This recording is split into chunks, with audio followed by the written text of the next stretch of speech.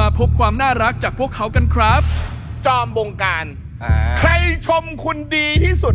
ไปคุณบาย น้องก็หล่อนะ แต่ไม่รู้ว่าเพลงออกมาจะดีเปล่า น้องก็เสียงดีนะ แต่น่าจะเพี้ยน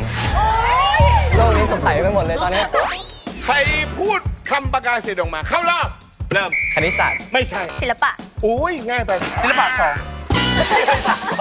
การละเล่นไทยเหรอคะ อ๋อ เริ่ม อีมอนซ่อนผ้า ไม่ใช่ อีมอนหาผ้า ดีข้าวสาร ลีลีข้าวสวย ใครใช้เวลามากที่สุดตาย ใช้เวลาน้อยที่สุดตายเริ่ม เต่า ถูกต้อง ไอ้หนูได้ฟังโจทย์ปะลูกเขาบอกว่าเร็วสุดตาย เริ่ม ไดโนเสาร์ ไม่ใช่ ไม่ใช่ รู้สึกเหมือนไว้ใจผิดคน ศิลปินเขาต้องมีคำอธิบาย 3 คำสั้น คือ ๆ พี่ขอโทษ